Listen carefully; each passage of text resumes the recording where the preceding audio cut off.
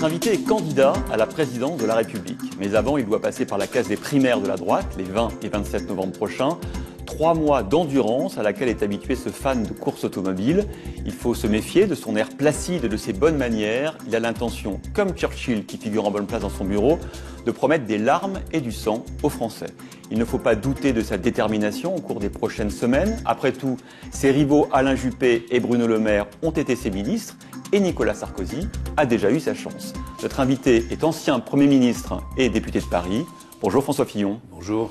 Merci de nous accueillir dans votre bureau qui a beaucoup de sens pour vous. On va en parler puisque c'est notamment celui de Philippe Séguin avant vous. Mais avant de parler de vous, Président, on va parler de vous, par exemple, conducteur automobile. Parce que peut-être beaucoup de Français ne le savent pas, mais c'est une passion qui s'affiche partout sur vos murs. On vous voit derrière un casque en combinaison. Qu'est-ce que c'est que ce hobby, François Fillon ? C'est une passion, voilà, et comme chacun peut en avoir. J'ai toujours été passionné par la vitesse, j'ai toujours été passionné par la mécanique, je suis né au Mans. Mon grand-père était un fan des 24 heures du Mans, m'y a emmené alors que j'avais... il prétend qu'il m'a emmené quand j'avais 1 an, je ne m'en souviens pas. Voilà, et puis j'ai eu la chance pour des raisons circonstancielles, de diriger le circuit du Mans pendant un certain temps. J'ai appris à piloter. Et j'ai commencé à faire quelques courses d'amateurs et voilà, c'est une passion. On s'imagine pas, François Fillon, si justement je le disais, si calme, si contemplatif aussi, on en parlera tout à l'heure, d'être un fan de vitesse. D'abord ça, j'ai jamais été contemplatif. Regardez, on en parlera avec vos photos que vous faites. On voit bien quand même que vous êtes photographe aussi. On voit bien avec toutes ces photos que vous avez le sens de la contemplation. Oui, mais j'ai toujours répondu à cette question qui m'est souvent posée, que les pilotes automobiles, en tout cas ceux qui durs, sont en général des personnes calmes. D'accord. Voilà, parce qu'il faut, quand vous êtes lancé à grande vitesse... C'est un sport de maîtrise de soi, en réalité. Ça n'a rien à voir, c'est pas du tout un sport d'excité et de risque tout. Ça l'a été dans le passé, à une époque où les pilotes mouraient par brassée entière tous les ans, mais ça ne l'est plus du tout. C'est devenu un sport, au contraire, avec beaucoup de technologie, beaucoup de maîtrise de soi, et puis évidemment, il y a une part de risque. Ça vous sert en politique ? Je sais pas, je me pose pas la question, je fais ça pour me faire plaisir, voilà, et je ressens beaucoup de plaisir en conduisant et en faisant des compétitions. Il y a un plaisir de gamin, vous collectionnez les objets, derrière il y a un volant, je crois que c'était un joystick au départ, en fait c'est un vrai volant de Ferrari. C'est le volant d'une Ferrari de Formule 1, qui doit être déjà un peu ancien, 4 ou 5 ans, qui m'a été offert par l'ancien président de Ferrari à l'occasion d'une visite que je faisais de son usine. C'est la plus belle marque automobile au monde, c'est un mythe, c'est la quintessence de la compétition et de l'automobile sans concession. Alors l'automobile, elle est aussi française, on le voit ici, avec c'est un axe de transmission Matra ? C'est un arbre à cames, Matra, qui a gagné les 24 heures du Mans en 1972, piloté par Henri Pescarolo et Graham Hill. C'était une aventure française fantastique menée par un homme merveilleux qui a disparu, qui s'appelait Jean-Luc Lagardère. Vous pilote, il y a aussi vous photographe, je le disais, avec beaucoup de paysages, de portraits de vos proches aussi. La photo aussi, c'est quelque chose qui vous apaise, une nécessité d'artiste, c'est quoi ? C'est aussi quelque chose que j'ai appris avec mon grand-père, qui était un photographe amateur, qui développait ses photos lui-même, qui m'avait offert un appareil photo de professionnel pour mes 12 ans, quoi. Ouais. Et j'ai toujours gardé cette passion. Je suis au numérique, bien sûr, et puis ça me permet d'ailleurs de maîtriser moi-même toute la chaîne, puisque ces photos, je les prends et je les imprime moi-même. Et voilà, j'aime ce geste qui consiste à saisir un instant, à l'immobiliser. C'est amusant que vous parliez de votre grand-père, parce que j'ai remarqué, je ne m'explique pas encore pourquoi, mais que beaucoup d'hommes et de femmes politiques sont très marqués par l'influence de leurs grands-parents, quelquefois plus que leurs parents. Pas du tout dans mon ambition politique. Non, mais mes grands-parents étaient très C'est un point commun que je vois chez... J'avais un grand-père vendéen, très modeste, mais en même temps qui défendait l'identité vendéenne avec une vigueur incroyable. Et puis j'avais un grand-père dans la Sarthe qui détestait la politique. Alors ils m'ont marqué pour d'autres raisons. Pour d'autres raisons, parce que j'ai passé du temps avec eux. Ils m'ont marqué parce que peut-être qu'il y a le fait qu'ils appartiennent à un autre monde, à une génération, à des générations passées, au fond, contrairement à nos parents qui sont presque plus dans le monde d'aujourd'hui. Mais en tout cas, mes deux grands-pères m'ont marqué chacun à sa façon. Vous enracinent dans l'histoire. Voilà, bien sûr, bien sûr. Alors on va parler de vos mentors en politique parce que eux aussi ils sont là. Alors évidemment, Philippe Séguin, vous occupez son bureau, vous étiez son assistant à un moment donné, vous avez reçu les parapheurs, je crois, qui volaient de bureau en bureau. Non, j'ai jamais été l'assistant de Philippe Séguin. Établissons une vérité. Vous avez été son directeur de cabinet, vous avez été. Non, vous avez travaillé avec lui parce que vous étiez à côté, non? Vous étiez député. Non, j'étais député. D'accord.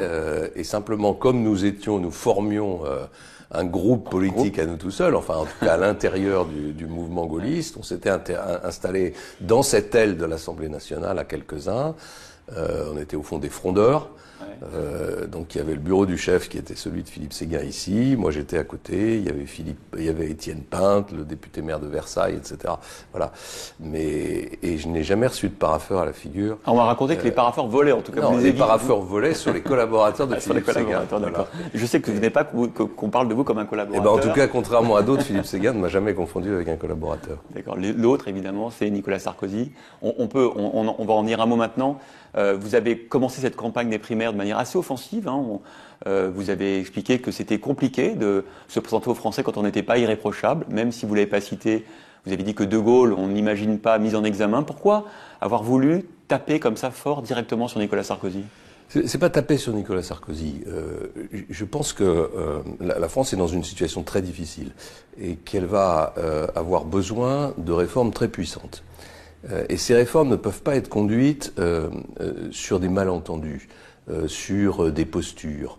Il faut que les candidats soient eux-mêmes. Il faut que les candidats se déboutonnent d'une certaine façon, qu'ils disent vraiment aux Français qui ils sont et ce qu'ils pensent. Bon. Et donc moi je veux le faire sans aucune retenue. Et je pense profondément que la question de l'autorité en France et pas liée au nombre de policiers, au nombre de gendarmes. Elle n'est pas seulement liée au fonctionnement de la justice, elle est liée aussi au comportement des élites. Quand la classe dirigeante donne le sentiment de vivre au-dessus des lois et d'une manière tellement différente des Français, c'est très difficile de leur demander ensuite de respecter les règles du jeu. Vous voulez exemplaire. Je pense, c'est pas, j'ai mes défauts, je ne me prends pas pour un procureur ou pour un justicier, mais je pense que il faut pour diriger le pays aujourd'hui une équipe dirigeante, un président et un gouvernement qui soient absolument irréprochables. Alors, dans cette candidature aux primaires, il y a autre chose qui vous caractérise, c'est le refus de la démagogie et surtout, en fait, un peu comme Churchill, dont il y a un manuscrit derrière vous, vous dites aux Français, je vous promets du sang et des larmes, je caricature un peu, il ne faut pas faire un peu rêver quand même? Oui, alors vous caricaturez beaucoup parce que moi je pense que c'est pas du sang et des larmes. Vous avez dans votre programme sans doute le plus ambitieux en termes de réduction des dépenses, réduction du nombre de fonctionnaires. Oui, mais je pense qu'aujourd'hui les Français sont dans le sang et les larmes. C'est-à-dire que en fait la société française souffre, elle s'appauvrit. Tous les indicateurs sont au rouge ou clignotants, c'est-à-dire qu'il y a plus de chômeurs, la pauvreté gagne du terrain, le pouvoir d'achat des classes moyennes est plutôt à la baisse.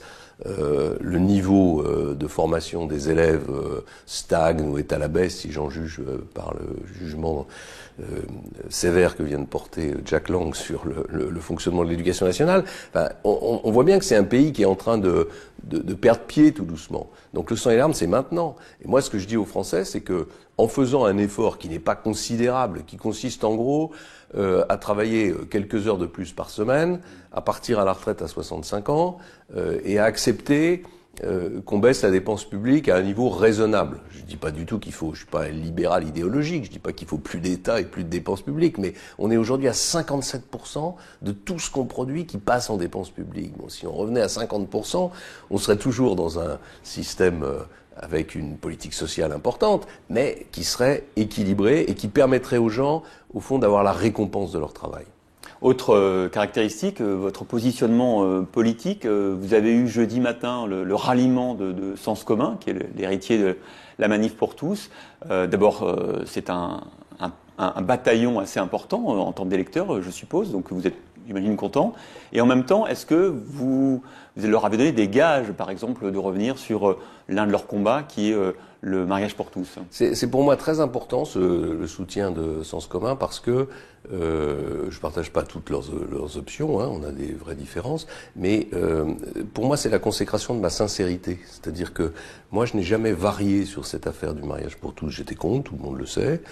En même temps, j'ai pas participé aux manifestations. J'ai toujours dit que j'étais favorable à la reconnaissance de l'amour homosexuel. Et de ce point de vue-là, l'idée d'un mariage, c'est-à-dire d'une cérémonie qui consacre l'amour homosexuel, me choque pas du tout, au contraire.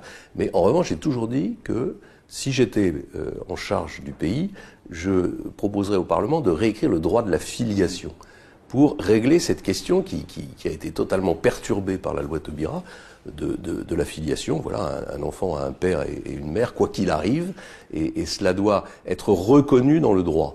Et je trouve que le soutien de Sens commun, qui va beaucoup plus loin que moi, qui ne partage pas toutes mes options sur ce sujet, consacre ma sincérité.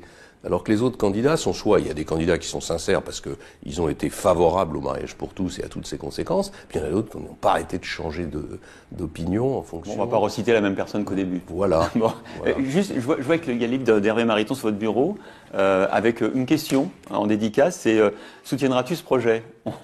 On peut lui répondre? La réponse que je ferai à Hervé Mariton, que j'apprécie parce que c'est quelqu'un qui réfléchit, puis qui a des idées, puis qui est innovant, c'est si tu n'as pas les parrainages pour l'élection présidentielle, pour la primaire, viens avec moi, on travaillera ensemble.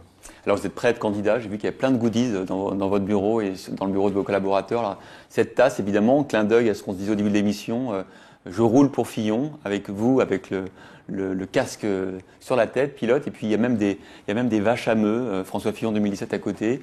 Ça y est, vous avez la parure complète du candidat à la primaire. Oui, il faut tous les outils. Puis alors il y a des outils qui viennent parce qu'il y a des soutiens qui les amènent. Hein. Je ne suis pas à l'origine de toute la panoplie que vous venez de citer, mais oui, bien sûr, il faut mobiliser l'attention. Et donc, c'est ce qu'on va faire. Et puis, on se retrouvera pour le premier débat des primaires sur TF1 LCI le 13 octobre prochain.